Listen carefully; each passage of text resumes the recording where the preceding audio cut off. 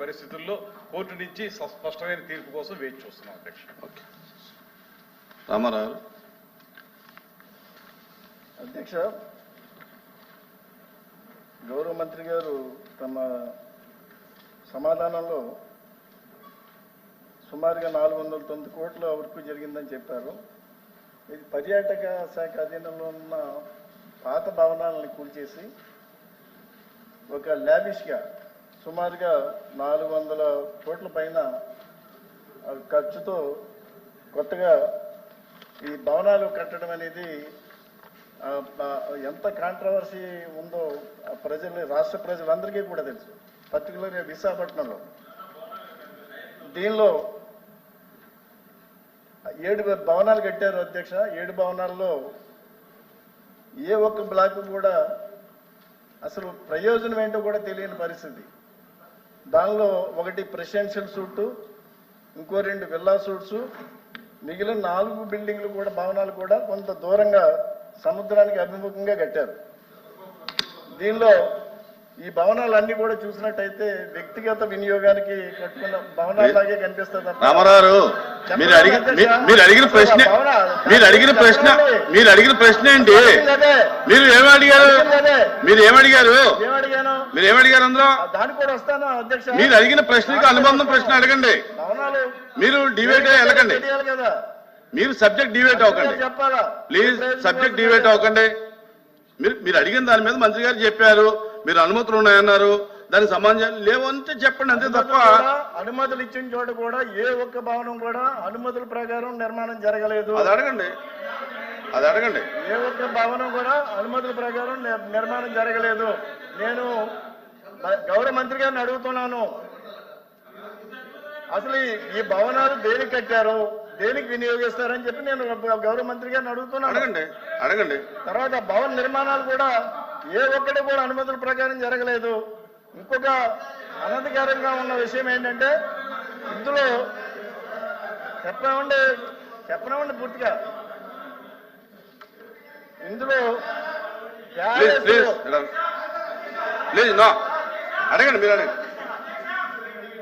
Palace లో Italian marble గోడలు, international brands తో bathroom fittings, massage store room. Ramarao ఏం వినాలి? మీరు చెప్పిందంత వినరు. ఇక్కడ సబ్జెక్ట్ డిబేట్ అవ్వకండి దయచేసి. మీరు అడిగిన ప్రశ్నకి అనుబంధం అడగండి. మీరు ప్రశ్నలే ఏం మెటీరియల్ వాడారని అడగలేదుగా. మీరు ఏం మెటీరియల్ అడిగితే అది వాడలేదు ఇది వాడలేదని చెప్పొచ్చు. మీరు దయచేసి కాంట్రవర్సీ చేయకండి, సభను కాంట్రవర్సీ చేయకండి. మీరు కాంట్రవర్సీ చేయకండి సభని ప్లీజ్. మీరు అడగండి. సబ్జెక్ట్ అడగండి. మీరు సబ్జెక్ట్ అడగండి. సబ్జెక్ట్ అయితే సబ్జెక్ట్ కాపాడు. మీరు అనుకున్న సబ్జెక్ట్ కాదు.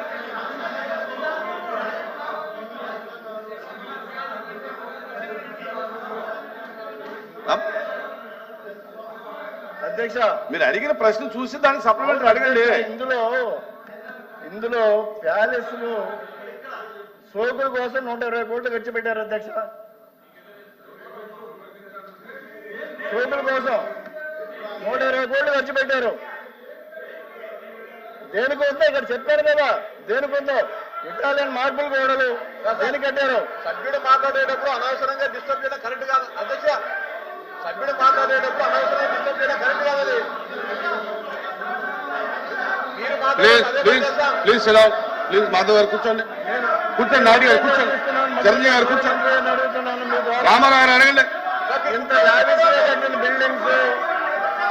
లావిష్గా కట్టిన బిల్డింగ్స్ ని ప్రభుత్వం ఏం చేయబోతుంది, ఏ విధంగా ఉపయోగించబోతుంది, అసలు ప్రజల వాసులకు ఏమైనా ఉపయోగం ఉందా, రాష్ట్ర ప్రజలకు ఏమైనా ఉపయోగం ఉందా, గౌరవ మంత్రి గారిని చెప్పాల్సిందిగా నేను మీ ద్వారా రిక్వెస్ట్ చేస్తున్నాను. మంత్రి గారు ప్లీజ్ మంత్రి గారు చెప్తున్నారు. కూర్చోండి ప్లీజ్ కూర్చోండి. అధ్యక్ష మంత్రి గారు చెప్పండి. ప్రధానమైనటువంటి సమస్య ఉత్పన్నమైన దానికి కారణం వారు అడిగిన ప్రకారంగా ఏదైతే దేనికోసం అయితే కేటాయించబడిందో దానికి భిన్నంగా అక్కడ ఉన్నటువంటి కొండలు మరియు నీటి వనరుల విషయంలో స్థానిక ప్రజల అనుమతి లేకుండానే భూ వినియోగ మార్పిడి జరిగిందనేది ప్రధానమైన సమస్య. అదేవిధంగా ఋషికొండకి అపారమైన నష్టం కలిగించారండి. ఇక్కడ అధ్యక్ష విశాఖపట్నం ఋషికొండ బీచ్ అనేది అది పూర్తిగా మనకి బ్లూ ఫ్లాగ్ బీచ్ అధ్యక్ష. మొత్తం రాష్ట్రంలో ఉన్నటువంటి అన్ని బీచ్ల్లోనూ బ్లూ ఫ్లాగ్ బీచ్ ఏదైనా ఉందంటే అది ఋషికొండ బీచ్ అధ్యక్ష. ఆ బీచ్ లో ఏ ఉద్దేశంతో అయితే దీన్ని ప్రారంభించారో ఏం చెప్పారంటే, అంతకుముందు అక్కడ 58 గదులతోటి ఒక అద్భుతమైనటువంటి రిసార్ట్ ఉండేది, హరిత రిసార్ట్ మనకి ఆంధ్రప్రదేశ్ లో ఉన్నటువంటి అన్ని రిసార్ట్స్ కంటే కూడా బెటర్ ఇన్కమ్ ఇచ్చినటువంటి రిసార్ట్స్. ఒక సంవత్సరంలో 7 కోట్ల నుంచి 16 కోట్ల వరకు ఆదాయం ఇచ్చినటువంటి రిసార్ట్స్ అవి డిమాలిష్ చేశారు. అన్ని అద్భుతంగా ఉండగానే అవి డిమాలిష్ చేసేటప్పుడు వారు చెప్పిన మాట ఏంటంటే, ఇంతకంటే అద్భుతమైన రిసార్ట్స్ కడతాం, ఇంతకంటే ఎక్కువ మందికి ఉపయోగంలోకి తీసుకొస్తామని చెప్పి అక్కడ వారు కట్టింది ఈ ప్యాలెస్. అందులో ఉంది, చదువుకోండి. ఇవాళ అక్కడ గజెట్ లో ఉందో అవన్నీ చదువుకోండి. వాళ్ళు గదులు కడతామని చెప్పి చేసిన పని ఏంటి తెలుసా అధ్యక్ష? విజయనగరం బ్లాక్ అని కట్టారు. అందులో 3 బ్లాకులు అప్పటి ముఖ్యమంత్రి గారికి, అప్పుడు వారి కుటుంబ సభ్యులకి ఏర్పడేలాగా. కళింగ బ్లాక్ అని కట్టారు, అందులో అఫీషియల్స్ కి. అదేవిధంగా గల్బది బ్లాక్ అని కట్టారు. దాని తర్వాత వేంగి బ్లాక్ అని కట్టారు.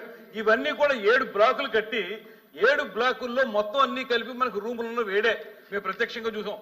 డిప్యూటీ చీఫ్ మినిస్టర్ గారు చూశారు, ముఖ్యమంత్రి గారు చూశారు, మేము వెళ్ళి చూసాం.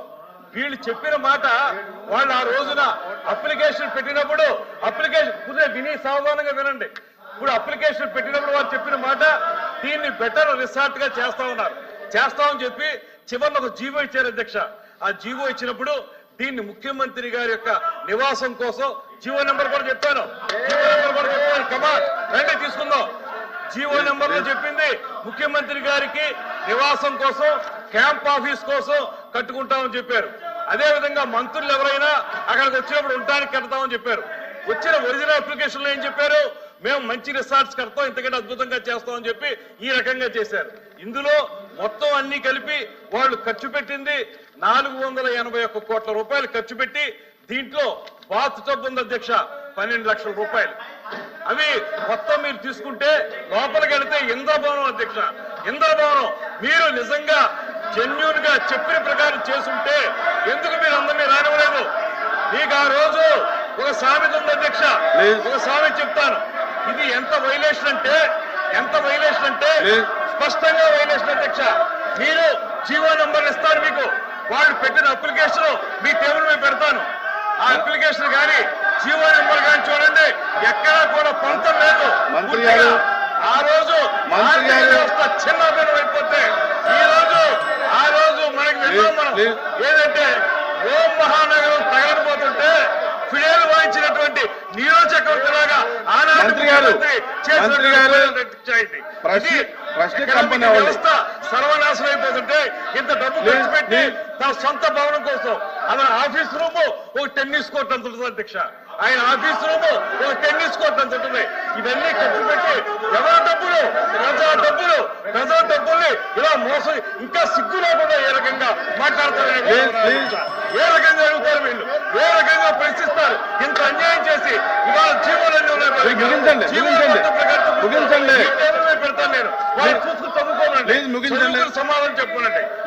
ఇంత అన్యాయం చేస్తుంటే ప్రజాధనాన్ని తోచుకు తింటుంటే ఇందులో ఎవరి ఇంట్లోకి ఎంత డబ్బు అంత డబ్బు తీసుకుని వాళ్ళు చేయడం ఒక్క జీవోలు చూడండి, మొత్తం జీవోలు చూడండి, జీవోలు చూసుకోండి. మంత్రి గారు ప్లీజ్ బాధపడతా సార్, తెలుస్తారు నిజాలు. అధ్యక్ష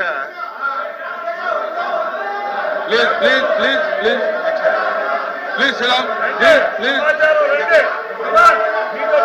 మంత్రి గారు కూర్చోండి. I don't want to yield because they are telling wrong. మా దగ్గర పూర్తి డీటెయిల్స్ ఉన్నాయి, అధ్యక్ష. ఈ జీవో నెంబర్లు కూడా ఇస్తాను నేను జీవో నెంబర్లు కూడా మీకు ఇస్తాను. జీవో నెంబర్లు కూడా చూసి మీరు చెప్పండి. I table all the GOs మీ దగ్గర పెడతాను నేను, రమ్మనండి. మంత్రి గారు I don't yield, అధ్యక్ష. I don't want to yield. I don't want కూర్చోండి, కూర్చోండి. ఐ డోంట్ వాంట్ మీరు ఇది తేల్చాలి. వాళ్ళు చెప్పేది అబద్ధమా, నేను చెప్పేది అబద్ధమా తేల్చండి అధ్యక్ష.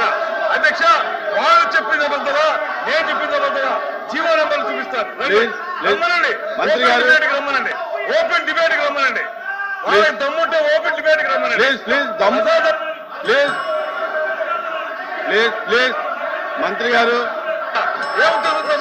మంత్రి గారు మంత్రి గారు వినాలి వినాలి మంత్రి గారు వినాలి. ప్లీజ్ ప్లీజ్ ప్లీజ్ ప్లీజ్ మంత్రి గారు ఇక్కడ అడిగినటువంటి ప్రశ్న వేరు, ఇక్కడ అడిగినటువంటి ప్రశ్న వేరు, సబ్జెక్ట్ మాట్లాడుతున్నది వేరు. దానికి కావాలని వేరే డిబేట్ పెట్టుకోండి, దానికి కావాలంటే వేరే డిబేట్ పెట్టుకోండి, దానికి కావాలంటే వేరే డిబేట్ పెట్టుకోండి. ఇక్కడ అడిగినటువంటి ప్రశ్న వేరు, మీరు చెప్పేటటువంటి సమాధానం వేరు. ప్లీజ్ ప్లీజ్ ప్లీజ్ అచ్చెన్నాయుడు గారు మాట్లాడతారా? కూర్చో కూర్చో కూర్చో. అచ్చెన్నాయుడు గారు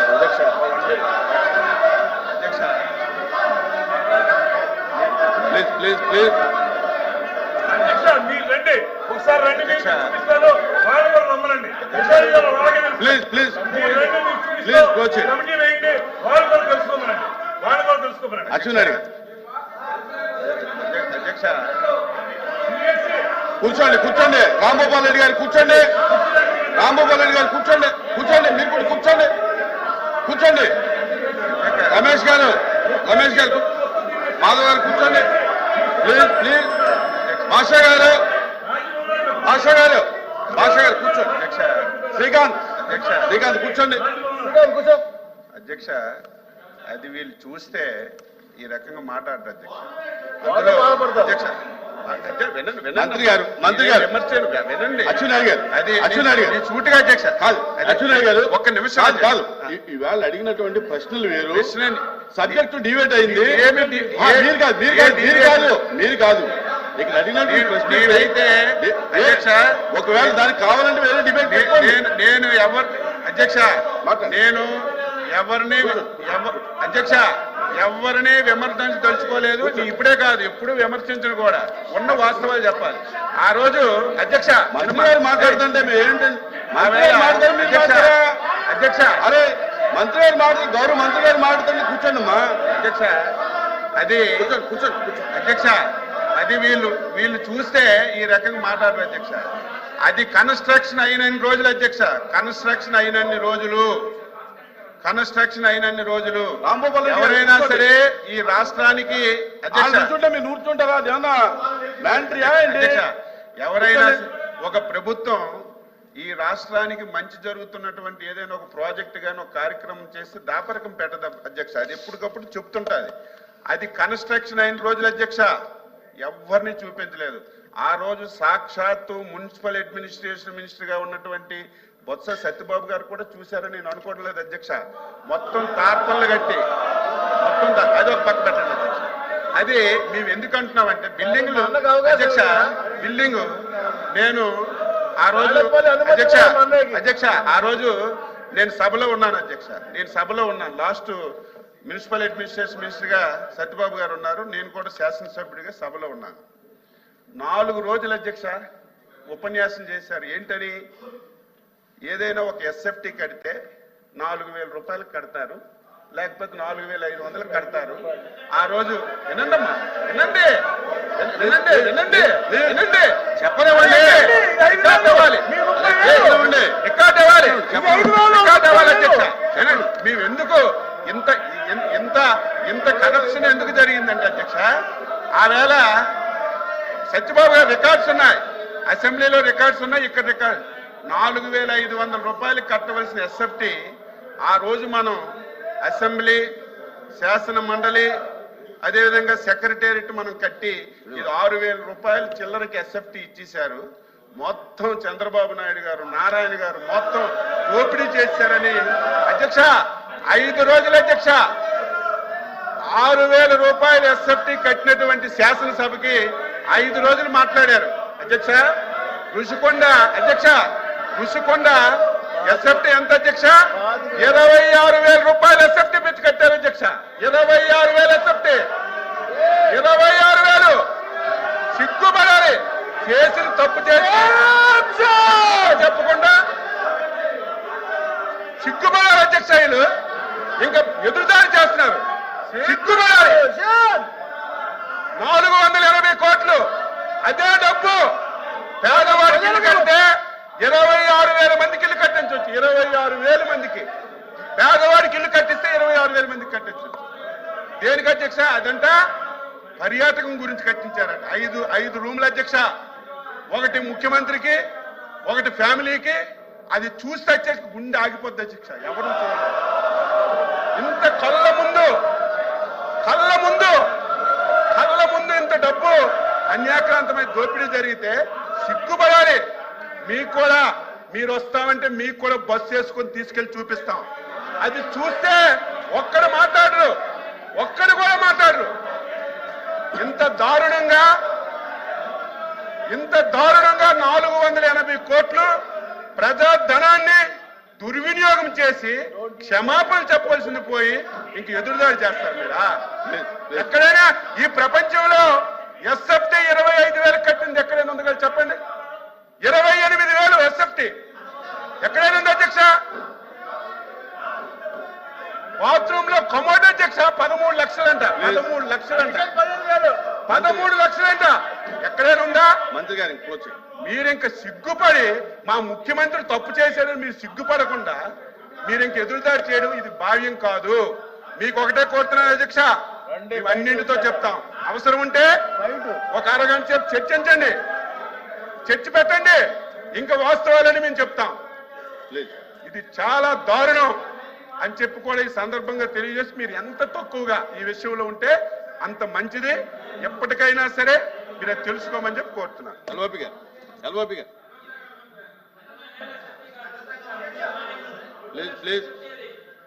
ప్లీజ్.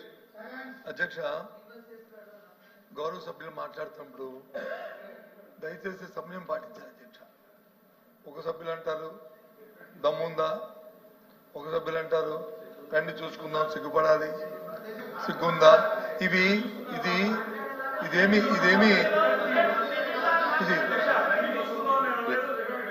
చూసుకోండి. చూడండి చెప్తున్నారు కదా, రండి చూపిస్తా అన్నాం. మీరు రండి చూపిస్తా అన్నాం అంతేగాని వాళ్ళ రండి చూసుకున్నాం. మాకు అంత తెగువ లేదు, అంత ధైర్యం లేదు. ఇదేం తాలింకైనా వస్తాదులం కాదు. మేము రండి చూసుకున్నట్టు సార్. నేను అన్ని మాట కానీ ఆయన దమ్మని మాట కానీ మాట్లాడకపోతే దమ్మని మాట మాట్లాడారు. నేను రికార్డు చూసుకొని దమ్మన్నారు, దమ్మని మాట మాట్లాడారు.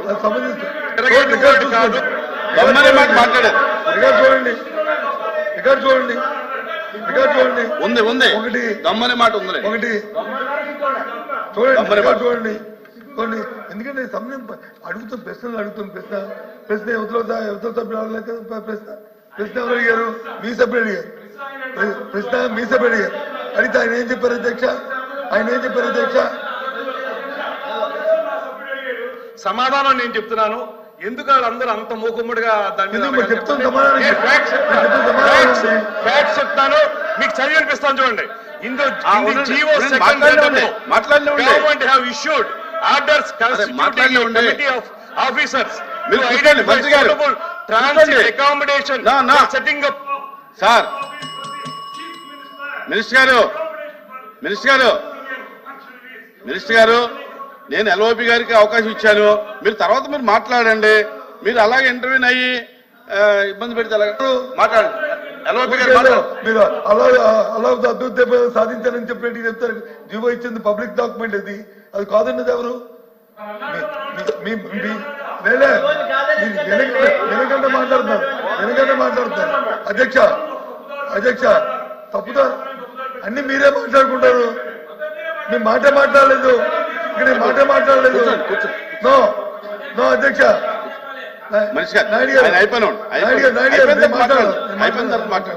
నేను మాట్లాడిన తర్వాత అది ఎందుకంటే అన్ని మీరే మాట్లాడుకుని.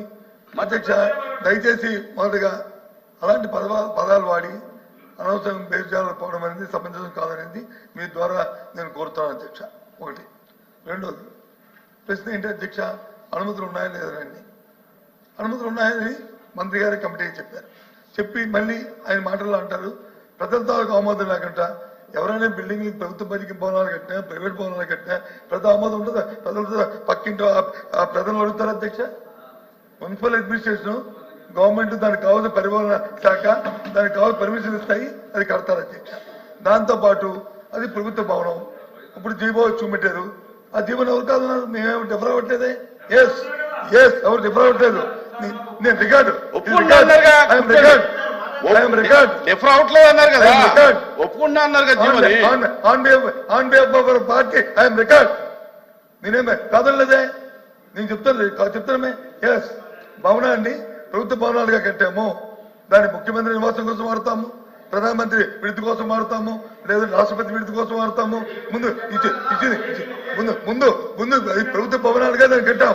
హైదరాబాద్ కట్టాము అధ్యక్ష. హైదరాబాద్ పబ్లిక్ బిల్డింగ్లు తీసి హైదరాబాద్ లో వచ్చి ప్రగతి భవనం కట్టాం. ఆ రోజు ఎవరు కట్టారు అధ్యక్ష? దాని తర్వాత వచ్చిన ముఖ్యమంత్రి లేరు అధ్యక్ష. అందులోను ఏది అదేమో ప్రైవేట్ భవనం, ఎవరో ప్రైవేట్ ఆస్తా, అది డిప్యూటీ సీఎం గారు చూశారు, అలాగే సీఎం గారు చూశారు, ముఖ్యమంత్రి గారు చూశారు.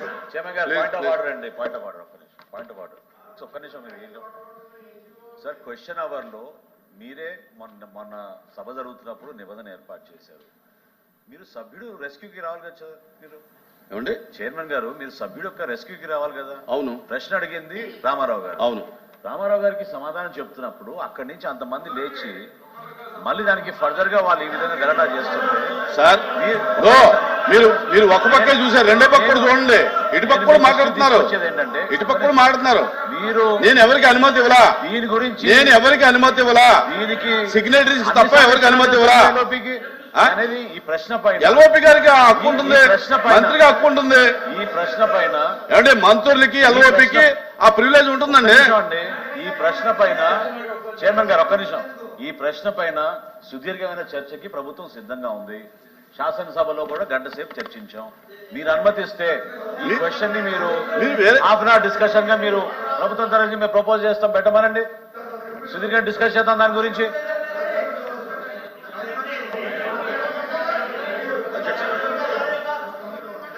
అడుగుతానని ఇచ్చారు.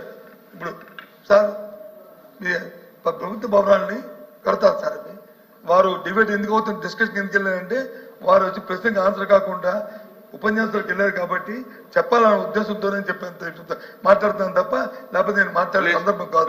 అయినప్పటికీ కూడా మన అచ్చెన్నాయుడు గారు నా పేరు కొట్టే చెప్పారు.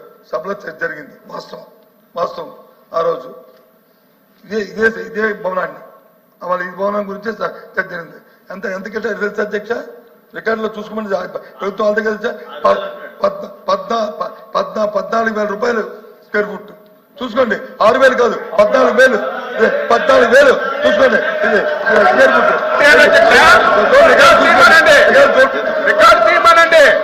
కూర్చోండి.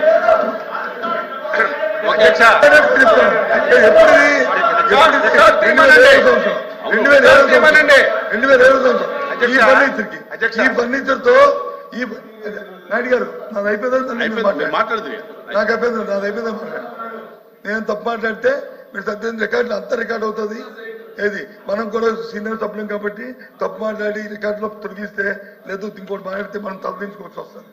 అందుకు తప్పు మాట్లాడింది కాబట్టి దయచేసి మీరు మాట్లాడింది చెప్పారు, మీకున్న అవగాహనతోనో లేకపోతే జ్ఞాపకంతోనో మీరు చెప్పారు. నేను మాట్లాడిన వాళ్ళ సభలో 14,000 రూపాయలు చెప్పాను, ఇంక్లూడింగ్ ఫర్నిచర్తో కలిపి. ఇవాళ మీరు చెప్తుంది ఇంక్లూడింగ్ ఫర్నిచర్తో కలిపి 25,000 చెప్తున్నారు. కాదండి అది కూడా చెప్పండి, తప్పు కాదని చెప్తే ఇంక్లూడింగ్ ఫర్నిచర్ కాదు, ఓన్లీ కన్స్ట్రక్షన్ 25,000 అయిందంటే ఓకే, అది మీ తాలూకు స్టేట్మెంట్, ఇది నా తాలూకు స్టేట్మెంట్. Including furniture 14,000. కూర్చోండి, మీరు కూర్చోండి, మంత్రులు మాట్లాడండి, మీరు కూర్చోండి, మాట్లాడేటప్పుడు చెప్తాను, కూర్చోండి. ఒక నిమిషం కోట్ చేస్తాను. నాయుడు గారు ఒక నిమిషం కోట్ చేస్తాను, మీరు మాట్లాడుకోండి. ఏంటి అయింది అధ్యక్ష? ఇప్పుడు ప్రభుత్వాలు భవనాలు కడతాయి. ఇది ఎప్పుడు 2007వ సంవత్సరం కట్టాం. దీన్ని కట్టినప్పుడు ఇప్పుడు ఎప్పుడు ఇది 24వ సంవత్సరం. అంటే ఎన్ని సంవత్సరాలు అయిందో చూసుకోండి. దాంతో 2017 సారీ కరెక్ట్ చేశారు థ్యాంక్ యూ కరెక్ట్ చేశారు మా మంత్రి గారు కరెక్ట్ చేశారు థ్యాంక్ యూ 2017 7 సంవత్సరాలు అయింది కట్టారు అధ్యక్ష. కానీ వారు అంటుంది ఇది అదేం ప్రైవేట్ భవనం కాదు అధ్యక్ష, అది జగన్మోహన్ రెడ్డి గారితో లేదా బొత్స సత్యనారాయణ గారితో అచ్చెన్నాయుడు గారితో భవనం కాదు అధ్యక్ష, అది ప్రభుత్వ భవనం. మీరే చూశారు సాక్షాత్తు సీఎం గారు డిప్యూటీ సీఎం గారు చూసి ఎంత అద్భుతంగా భవనం కట్టారు, దీని సందర్శన పెడదాము, దీని తాజ్మహల్ కంటే బాగుంది అని చెప్పారు కదా అధ్యక్ష. అందులో ఏమైనా అవకతవకలు జరిగితే, అందులో అవినీతి జరిగితే ఎంక్వైరీ చేయండి అధ్యక్ష, చర్య తీసుకునే అధ్యక్ష. అయ్యే తోటకి ఇచ్చాము అధ్యక్ష, అద్దె ఇచ్చాము అధ్యక్ష, అంటే ఇచ్చాము అధ్యక్ష. దయచేసి ఇవన్నీ కాకుండా అది ప్రభుత్వ భవనం, దాని మీద ఏం చెప్పుకునేదే ప్రభుత్వ భవనం, దాని మీద మీ నిర్ణయం మీరు తీసుకోండి. ప్రభుత్వం మీది, దాంట్లో ఏం పెడతారో ఏం చేస్తారో చేయండి. అవినీతి ఏం జరుగుతా ఎంక్వైరీ చేయండి, చర్యలు తీసుకోండి. మంత్రి గారు క్వశ్చన్ ఎందుకు వచ్చిందంటే ఇది బేసిక్ గా వాళ్ళు దేనికోసం అయితే ఇది చేస్తామనేటువంటిది ఉటంకించారో దానికి భిన్నంగా ఇందులో సిఆర్జెడ్ అనుమతి పొందినటువంటి 9.88 ఎకరాల కంటే ఎక్కువ భూమిని అక్రమంగా ధ్వంసం చేయటం జరిగిందనేది ఫైండింగ్స్ వచ్చినాయండి వాళ్ళు వేసిన సబ్ కమిటీలో. ఆ సబ్ కమిటీ తర్వాత మళ్ళీ గౌరప్పన్ గారు అనేటువంటి minister of environment and forest చెందినటువంటి వారిని కమిటీ వేసి మళ్ళీ దాని మీద ఎంక్వైరీ చేయించారు. ఇవన్నీ జరిగిన మీదట ఒరిజినల్ గా అయితే మనకి జీవీఎంసీ నుంచి కానీ లేదా సిఆర్జెడ్డి నుంచి కానీ అప్రూవల్ ఉన్నమాట వాస్తవం, కానీ దానికి డీవియేట్ అయిపోయి ఎక్కువ ఏరియాని ధ్వంసం చేశారనే దాని మీదే కోర్టుకు వెళితే కోర్టు కమిటీ వేసిన సబ్ కమిటీ గౌరప్పన్ గారిని వేశారు, వాళ్ళు దాన్ని ఎంక్వైరీ చేస్తున్నారు. అందులో బేసిక్ గా కొన్ని తప్పులు ఉన్నాయనేటువంటి మాట స్పష్టంగా వాళ్ళు చెప్పారు. చెప్పిన మీద మళ్ళీ ఇంకో కమిటీ పడింది. ఆ కమిటీ యొక్క తీర్పు వచ్చే లోపలనే గౌరప్పన్ గారు చనిపోయారు. ఆ తీర్పు ఇంకా మనకు రావాల్సి ఉంది. దాని తర్వాత ఇందులో వీళ్ళు గవర్నమెంట్ ఇచ్చినటువంటి ఆర్డర్ లో క్లియర్ గా వాళ్ళు ఏం చెప్పారండి, in the Jio second red above